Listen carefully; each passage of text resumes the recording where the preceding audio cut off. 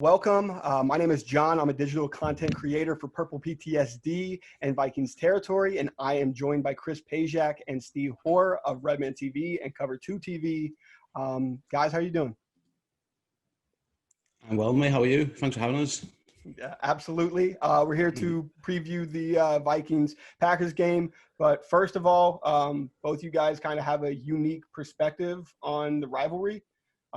So you guys want to say where you're from and how you guys got into the NFL in particular? Well, I'm from Liverpool and Steers as well, and I'm a Vikings fan, and that dickhead there's a Packers fan, and he's had loads more fun supporting American football than I have, because I'm 37 years old and made a ridiculous decision to support the Vikings, and Steve's obviously, got Aaron Rodgers a quarterback and managed to see a few Super Bowl victories for his side. But no, I mean, I wouldn't change it for the world, to be honest with you. I got into American footy in the 80s when I was born in 82, and, American footy made its way over onto English television in the 80s. And, my dad is a massive sports fan. Like my dad is probably the biggest sports fan I know, and he's not like so zoned in on one sport. He loves all sports. Like, he could tell you probably England's handball side 1 to 11. Like, I mean, it's ridiculous what my dad knows about sport and what he's forgotten about it. And he used to love the NFL, and he's a Redskins fan. And so I remember him buying me a Bears jersey, which will have been around just after the 85 Bears and all that type of stuff. And, I was a really young kid then, and I had that Bears jersey in my wardrobe for ages. And then when it came to I was old enough to actually start watching it with him properly rather than just being sat on his knee watching it. I probably went to the Dallas Cowboys then around mid-90s era. So when they were brilliant. And then as I was growing up in Liverpool, I was like, oh man, these Dallas Cowboys are basically the Manchester United of American footy. So then when I was about 15, 16, I was like, I need to pick a side that's not the Manchester United of the NFL. And I certainly managed to do that. Like, I think that was my aim, to pick a side that wasn't the Manchester United. And I picked the Vikings, and they definitely weren't the Manchester United of the NFL. So 1-0 me. I went with, I'd heard about this young kid coming out the draft called Randy Moss. And I went to the side that drafted him, basically, and then I was just going to sort of follow it through Randy Moss to begin with. And then I think it was a year later we probably drafted Dante Culpepper, an exciting young quarterback that came in, and I sort of stuck with it there. And it wasn't until probably maybe 11, 12, 13 years ago, maybe a bit earlier than that I really started to watch it all the time. And I remember, funnily enough, it was 11 years ago I went to my first NFL game, which would be the New England Patriots Tampa Bay Buccaneers in the first Wembley game, I think it was. And then obviously I've been to see the Vikings twice, lucky enough to see the Vikings twice in Wembley. Never actually made the pilgrimage over there yet, but I absolutely will do. And I've probably chatted too much, but that's kind of how I got into it. Yeah, my story isn't as interesting, I don't think. So I've only seen one Super Bowl. I'm going to say that first. I wasn't around for the Brett Favre Super Bowls. I wasn't really a fan back then. So sorry, I've only got one. And I've only seen 2 Hall of Fame quarterbacks. Sorry about that as well. So basically, and it's not the most interesting story. It's not as romantic as Chris and it's sitting on his dad's knee and stuff. Mine was basically, me and my brother got Madden for the PlayStation in the 2000s, early 2000s, I'm thinking like 2003, 2004. And if you remember back then, Peyton Manning was just unbelievable. Like he was all for pretty much throughout his career. So my brother would just always be the Colts on Madden, and he would just beat me all the time. And then one day, Sky, like Chris said before, Sky TV started showing live games. This was around 2003, 2004. And the Colts were on TV, so my brother was just watching it, and via osmosis of playing as the Colts on Madden, he was just a Colts fan. And it just so happened that on that day, the Colts were playing the Packers, Brett Favre's Packers. So because my brother was supporting the Colts, I supported the Packers. I enjoyed watching Brett Favre. The Colts won, battered us. They had Reggie Wayne, Marvin Harrison would have been there as well. Yeah, Marvin Harrison scored a touchdown. Edge James scored the game. What was essentially the game clincher? I think it was like I was looking at earlier, actually done some research with 31-45. It was like a Madden game almost. And from that moment on, when we played Madden, I was just picking the Packers just because I wanted the quarterback who could run around and chuck it. And that, even in that stage of his career, Brett Favre was still that. funny enough, that season, and I'll give this one for you, Chris, you might remember this, is that was the first season I watched, and the Packers actually lost their first 3 games I watched them in. The Colts, and then they eventually made it 10-6, got to the playoffs, won the division, and they actually got knocked out by your Vikings, Dante Culpepper, as a wild card. So I picked a decent team, and they were nothing. I thought they were pretty good, and I liked the quarterback, and that was it. And then obviously you start researching the history of the team, and you link the stuff, and it was interesting. Obviously the ownership, it's a bit different, and it's a very small town, and that appealed to me as well, and things like that. And then from there I was just hooked, and then like I say, so it's since the early 2000s, so you're talking about 17 years. Like I say, I've never been to I haven't seen the Packers live yet. They're the only team who hasn't played in London. Really? I've actually been with Chris to watch the Vikings at Twickenham, but I've been to Wembley a few times, but unfortunately never seen the Packers live. But hopefully, once we're allowed to go outside again at some point in our lifetime, I might be able to get to go and see them. But yeah, basically my whole fandom started just because I needed to pick a team to beat my brother on Madden, because he just kept killing me with Reggie Wayne, Marvin Harrison, Peyton Manning, Edge James, and it was doing me head in. And I went for the Brett Favre Packers, and I'll be honest, it didn't work. He still beat me at Madden every single time we played, but that was how I got into all this. Well, the Packers have had more success than the Colts, so you get to rub that into his face. So. Yeah, to an extent. Yeah, and my team is actually the Pittsburgh Steelers, so I have a little bit of a grudge with you because you guys beat us in the Super Bowl not too long ago. You've had loads, mate. You're fine. Yeah, Don't yeah, worry about yeah. it. You're I've You've had 6 Super Bowls? I've already gotten to see 2 in my lifetime, so I'm pretty happy. Yeah. So we are talking about the Vikings Packers and its unique rivalry. I did a piece earlier this season, at the beginning of the season on opening day, about the Vikings and Packers, but I was interested to hear you guys and how you guys have the perception of the Vikings and Packers rivalry from not being from America, not being from Minnesota, not being from Wisconsin. What's your guys' perception of that rivalry? Do you want to go, Steve, or do you want me to go? Yeah, come on, you go for it. I know that I don't need to like the Green Bay Packers, and I know that I hate the Green Bay Packers, but from a personal perspective, it's more because Steve's a tit than anything else. So that's fine for me, and that's all I needed. I needed something to grip onto to be able to go, I need to hate these, and Steve's good enough for me. But on a serious level, obviously I jest like he's a mate of mine, but there are some things that transcends the actual game itself, and I can't feel the hatred that someone from Minneapolis has from someone that supports the Green Bay Packers. I just don't see how that is, and I see that replicated in football as well, to be honest with you. I speak to loads of American fans and fans from all over the world that know that Liverpool need to hate Manchester United and all that type of stuff, but they don't get the rivalry with Everton in quite the same way that someone from Liverpool would get that rivalry with Everton.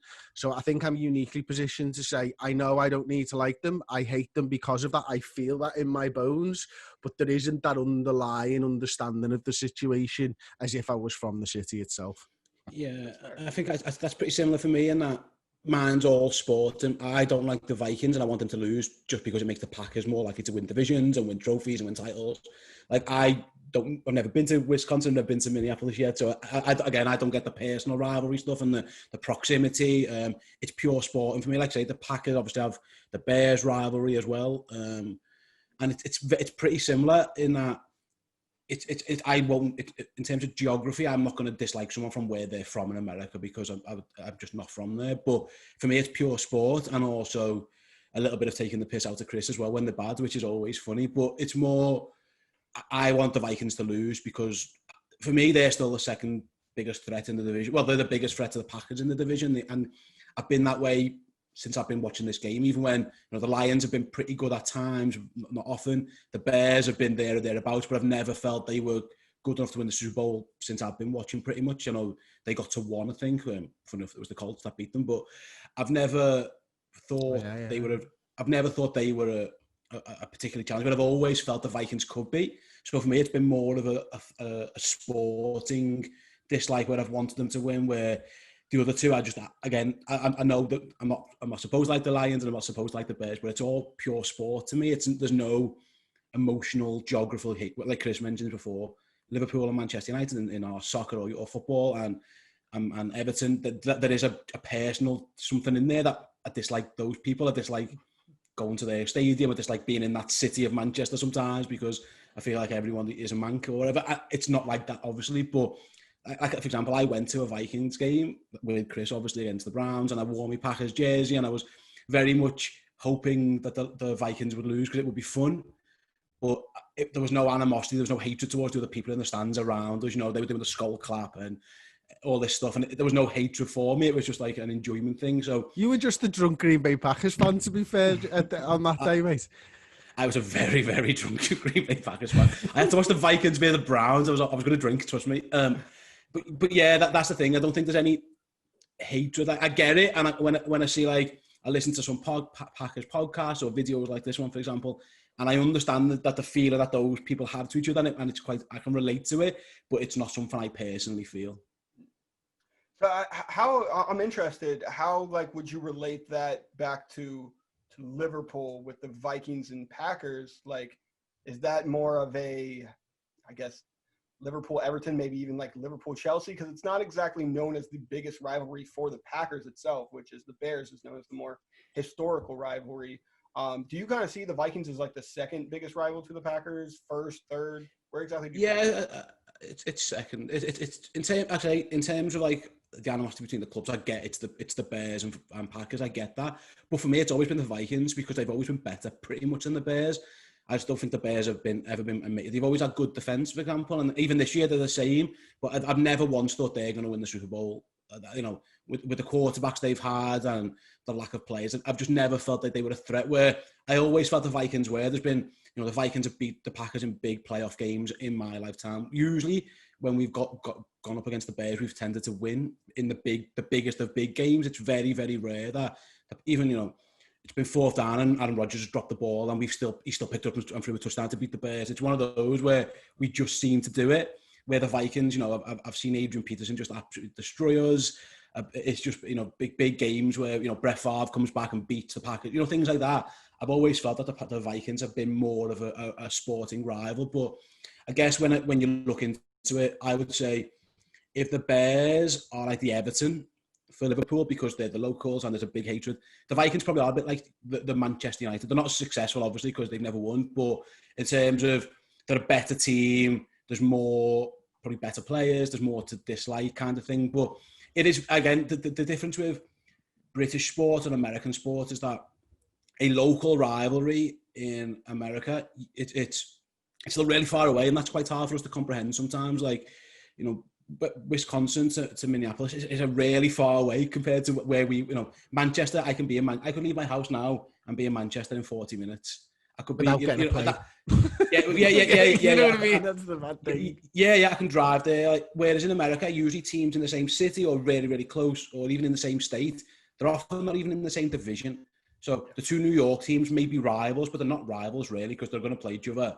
They're only going to get a chance to play each other once every 4 years or whatever. And we don't get that. We play our rivals twice. They're in the same league as us, so it's more intense, I will feel. Whereas the divisional things with the Packers, again, I keep going back to it. I look out for the Vikings scores for two reasons. One, I hope they lose in the division because it helps Green Bay, and two, I can text Chris just with an Aaron Rodgers meme, which is always fun. But that's pretty much it. Yeah, I mean, when you take into consideration Liverpool and Everton, their two grounds are across a park from each other. You know what I mean? And it's like you can literally walk from one stadium to another in less than 5 minutes. That's what we talk of as a local rivalry, where the split is the city of people is completely split, almost down the middle. Like, you don't get that in our division with the Bears, with the Lions, with the Packers. It just doesn't. It's not quite the same way, but it's no less intense for it because now you've got two cities who just hate each other in the same way that Liverpool and Manchester do and stuff like that. So yeah, different, but very much the animosity is the same.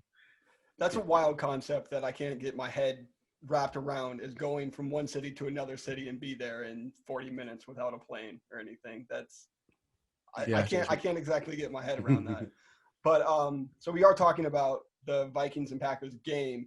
This is going to be a story of two teams in very different situations, almost polar opposite situations with the Vikings only with one win right now and having a rough go of it right now. A lot of injuries going on with the Packers rolling and looking like possible Super Bowl contenders. Chris, I'll start with you. What was your expectations first with the Vikings season at the beginning of the season, and what are you kind of looking for the rest of the season? Yeah, I think the expectations were we probably middle out, maybe 9-7 style season for us, edging it to the win column. But I think, I knew about obviously all the cap problems that the Vikings were going to have going into this season and stuff. But I had a lot of trust that, Zimmer would be able to get this young group up to speed. And that's what's not happened this season. I mean, we are getting absolutely rinsed on defense, and sometimes it's chunk plays, sometimes it's the intermediate route, sometimes we're just getting gashed in the run game, and this is the problem. We've got too many young lads who don't know the roles, and we've lost too many leaders, I think, as well in that defense. And for me, I thought there was going to be a little bit of a change on the offensive side of the ball as well. But unfortunately, the same as the last couple of years under like the Stefanskis and stuff, I don't think we've got the play calling quite right yet. Like for me, and apologies if you can hear my kids screaming in the background there, you can't cool. They are screaming very loudly. For me, part of the problem that we have is there's almost an expectation that the Vikings are going to rush, and so we play action first down far too often, and teams know that we're going to do play action on first down, and it just becomes so like, right guys, this is what we're going to do, and I just don't think we're winning in the lines or anything, whether that's the offensive line, the defensive line, and there's major issues at the moment. And obviously Dalvin Cook's an incredible running back, but injuries the last sort of couple of years when he's played has obviously held us back. And Mattison, for as good as a running back he is, and as good a second string running back as you may be going to get in the NFL, he ain't Dalvin Cook, unfortunately, and that makes the game plan even harder for us. I think you hit on a few great points there, that the Vikings struggle on the offensive line, just giving up way too much pressures to Cousins. And unfortunately, with Dalvin Cook being questionable right now, being a game time decision, we saw in the Atlanta game last week that the Vikings, when they were trying to do play action, and the Falcons just kind of did not respect Madison in his run game. And once that was happening, Kirk Cousins got under a lot of pressure and folded a lot of the times. What's your feelings on Cousins right now? Because it's a hot topic right now for the Vikings. I think if Cousins is given time and space, then he can make a throw. Like I've got no qualms with him as a thrower in the pocket with 4 or 5 seconds. The problem is the great sides in the NFL, they're not going to give you 4 or 5 seconds for your quarterback to stand unpressured in the pocket. So it may as well be for now if you can't do it when you're under pressure. And you see the likes of Kyler Murray, you see what obviously Aaron Rodgers has done for years and years, and all the great quarterbacks can move around. Cousins isn't that, and he's not the best passer either, and he's not good with pressure up the middle. And so I'll be honest with you, yes, he's got great wide receiving talent in Thielen and Jefferson, and he's had it previously with Diggs and stuff, but I don't think he's the man that can carry even a good Mike Zimmer defense to the Super Bowl.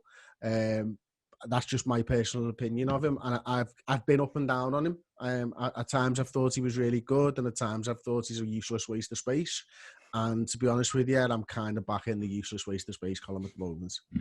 I was a little upset because I defended Cousins a lot going into this season. I said that he could arguably be like a top 13 quarterback. And right now, I think the biggest issue and the discrepancy between the Vikings and the Packers right now is the Vikings have turned the ball over 12 times, largely due to interceptions from Cousins, with the Packers only turned the ball over twice.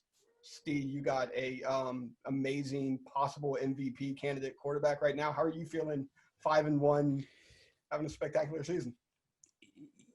Yeah, very, very well. I say it was weird because I don't know how much of this you guys took in or whatever, but the Packers were 13-3 last year, and yet they went into this season and everybody just presumed they were going to be a bit rubbish. Like, it was just the common acceptance was because they took a quarterback in the first round and they didn't draft a wide receiver, ergo they're going to be worse. They're not. If anything, they are better than the 13-3 Packers team. What I would say is that we've played a couple of big games and we got absolutely whacked by the Bucs. But other than that, and that was just a horrendous day. I don't think so. You can write it off because it did show some flaws, but that happens. You know what I mean? It's one of those where it got away quick, and Rodgers never turns the ball over. And like you mentioned, he turns it twice in that game. It's only, I think it's his third or fourth ever pick six, which is just remarkable if you think about it. Like, he is so, because for the man who takes so many chances, like you say, his ability to not turn the ball over is unquestioned. So this Packers team is better than last year's Packers team. I'm absolutely certain of that. Even again, there probably is at times a lack of talent, but he makes up for it. And we've got an unbelievable running back and an unbelievable wide receiver, which obviously helps. And then the secondary guys around that, they can just kind of fill in the blanks. The main reason why the Packers are so good this year, you mentioned about time. The offensive line's been ridiculously good. And although Rodgers is amazing at buying time, he hasn't really had to. The plays have got off on schedule. They run block so well. David Bakhtiari is a question for the game, which is a worry because he is just outrageously good. But that's the thing, man. He's your left tackle, isn't he? I mean, he's just unbelievable. Yeah, he's a mauler.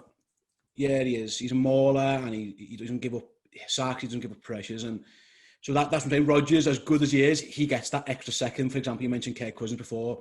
Kirk Cousins isn't as good as Aaron Rodgers, and he's got less time. And we are seeing what the results of that can be, even if it's only a second or two, because the one team who got to Rodgers were the Bucs, and you see that they destroyed us. After the Packers started well, and as soon as they started down with those blitzes and we're getting pressure, we couldn't cope. So, listen, the Packers are very much primed for a deep playoff run. That goes without saying. What they will lose, again, we don't know what the state of the world is going to be, but is there going to be such thing as home field advantage in the playoffs? Perhaps not. Even if there's no fans, there will still be weather. And I would like, the fact that the best teams, I think, in the NFC right now probably won't want to come to play in Lambeau in December, January. That could be an advantage. But like I say, the conference, I think, has got some pretty good teams in it as a whole. I think the AFC is probably, for the first time in a while, the AFC is probably deeper than the NFC.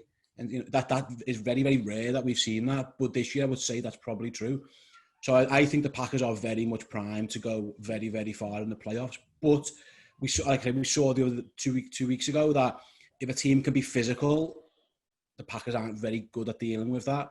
So there are a few of those teams coming up on the schedule where we're going to obviously we'll play the Vikings this week, and then after that it'll be 49ers. Then the Bears are obviously we've got to play them a couple of times and stuff. So the Titans are on our schedule this year, which again another physical team. So that's where we'll probably see just truly how good they are. But I'm certain they're a playoff team, and I'm certain they're good, like they did last year. They're certainly good enough to win playoff games. Whether that's good enough, we'll see. You've also got Devontae Adams back now, and that might make everything just a little bit easier because having a cheat code on your side, just a guy that literally cannot be covered ever, and he always seems to make space for himself. That will be interesting. Because did you have him against the Bucs? You didn't, did you? No, it wasn't great, was it? To be honest, no. He came back against the Texans last week, and I think it was 196 yards. And like you mentioned, they just could not cover him whatsoever. He was available for the Bucs, but I don't think he was healthy. Mm-hmm. So, yeah, he had I think it was 5 or 6 catches, but he didn't look. And by that point, to be honest, we were getting our asses kicked, and Rodgers couldn't even get the ball too much. But it was actually Adams. Funny enough, I think he was targeted on both interceptions. I don't think either were his fault, by the way, but it was just one of those things where you mentioned before when a quarterback doesn't have time and they are forced to do something. Even Aaron Rodgers, great as he is, he just locked on 17 and went it because why wouldn't you? And it was 2 bad throws that ultimately cost us the game. So Adams is ridiculous. I must admit, the Texans they could not lay a glove on him. It was actually quite embarrassing. It was at a point where I felt almost sorry for them. Because it was like watching men against boys. It really was. It's like watching me trying to cover Devontae Adams. It's pretty much how I felt it looked like. And I'm not a fast bloke, like. Yeah, it was. And bear in mind, we didn't have Aaron Jones either. So we just plugged Jamal Williams in and he went off. So we haven't had our two best weapons haven't been available for a few weeks now. Obviously, Adams went down pretty early in the season. So this is the first game back where we should have both of them. And then you mentioned before about play action. The Packers are brilliant at play action. Yeah. Absolutely unbelievable. And you have to respect both. You have to respect the run, because in the past, the Packers have never really had a running back. You know, you look at the likes of Eddie Lacy and stuff, and it was just like, you know, he was bigger than me. And it's been a bit meh. But now with Aaron Jones, there is someone who you can think, you know what, usually in the past, if the Packers were going to play action, teams just wouldn't care about the run. They would rather Rodgers have to hand it off, and they would just play it as if it was a pass play anyway. And if the running back got 4 yards, then so be it. But with Jones, they've got a guy who can break 20, 30 yards, and we score big touchdowns. I think that is the key for this year. Along with the play calling, we're doing a lot of motion at the line, and we've had jet sweeps and, you know, tossers and things like that, which we've never really seen from Green Bay before. And all that does, it just keeps cornerbacks on their toes. So that when Davante Adams or Alan Lazard or Valdez-Scantling, who aren't, obviously, those latter two aren't brilliant players, but I think because they are left one-on-one all the time, and with the play action, they always seem to have a half a step on the corners. And Rodgers obviously finds them because he's Rodgers. And I think that's what has happened this year, in that the LaFleur offense has evolved from something that was very much a work in progress to something now where you can clearly see the benefits of it, and it's going really, really well. I think Adams is actually going to be probably the key person, him and Bakhtiari, just seeing his health, if he's available for the game. But Adams in the first game had 14 receptions for 156 yards. He was absolutely phenomenal against, let's face it, a Vikings cornerback group that isn't great right now. Stinky poo-poo. It's very young. It's very, it's bad. Yeah, it's stinky poo-poo. Yeah. So I think that Adams is actually going to be a key factor here. But I do want to go to the Vikings and talk about Justin Jefferson for a second. Do you have any faith that Jefferson might actually come out looking like the best wide receiver in this game, Chris? I knew he was good. I don't watch a lot. I don't watch college football, but I'll be honest, I sort of measure on how much I've heard of them.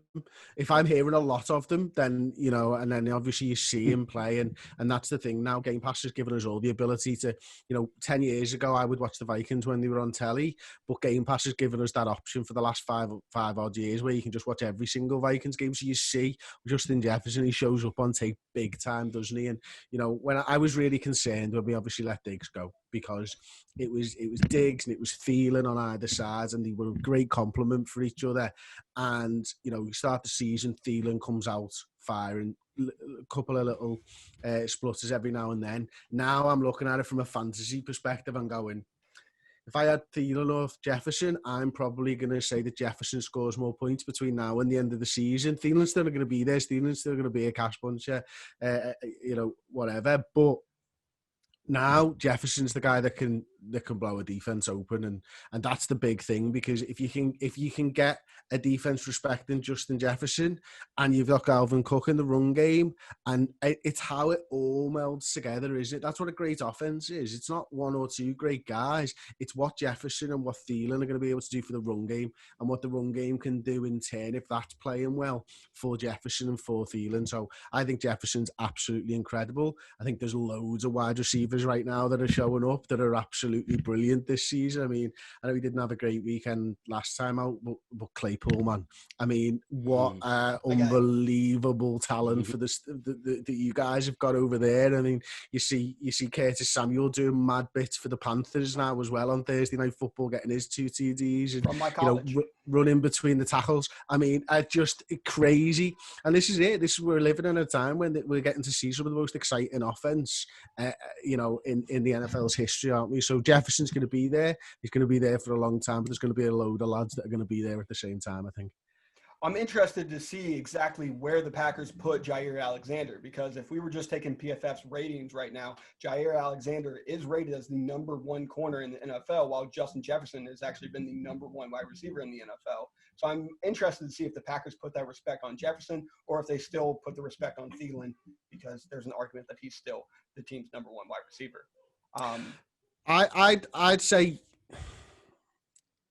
I'd say that I'd be surprised if he didn't follow Thielen around, to be honest with you, because I still think of him as the heart and soul of that offense. If he gets between 5 and 10 catches a game, everything works. If he doesn't get his catches, nothing works. And give or take, and that's kind of not necessarily this season. He didn't get his catches before the bye week, and Jefferson did, but whatever. But historically, over the last couple of years, it's been when Thielen gets the ball that this offense starts rolling. Yeah, I think he will match up on Thielen. I'm just looking at the injury report now, actually, because Jair has been on it, but he did practice. He's probably going to play. Whereas I mentioned before about Aaron Jones, it looks like he's going to be out. So maybe things are a little bit different there. What I would say is that the Packers' other corners aren't particularly great. Kevin King's out. The other guys, Josh Jackson, they've all struggled. What I would say, I think they will just try, like Chris said. I think if they just got Alexander and Thielen and then just try and double and do what they can to stop Jefferson. I think Thielen, like I say, he's the chain mover almost. I don't think he's ever going to... I mean, he can because I think he's brilliant, but I don't think he's going to pull off the massive, huge plays like Jefferson can. But I actually don't think the Packers mind that. What the Packers don't want is just the defense getting shredded, long drives, third down catches to Thielen. I think they will. And Alexander's been incredible. If you look at the teams we've played over the last few weeks, he's shut down some pretty good players. Mike Evans, obviously the Bucs still beat us, but Mike Evans didn't do anything in that game. He just couldn't get near us. He locked down. Will Fuller isn't amazing, but he's their best player, and he couldn't really do anything until late. Julio Jones is Julio Jones, and he didn't get anything against the Packers. He has shut down really top players. I think the game plan would be to stop Thielen, and then you hope that your lesser cornerbacks with a bit of safety help might be able to do something against Jefferson. But I think to be fair, the Packers' game plan will be to stop Dalvin Cook. I think if they can try and do that, because they haven't stopped the run at all. Mike Pettine's defense never stops the run in any way he's ever been. The teams can just run. And even in the first game this year, you mentioned the Packers won, but Dalvin Cook still went off. He still managed to do it. I think if they can try and slow that down and, like I say, put the game in Kirk Cousins' hands and then hope that the pass rush of, the Smiths can get after him against what's a pretty average offensive line, that seems like it would be the game plan.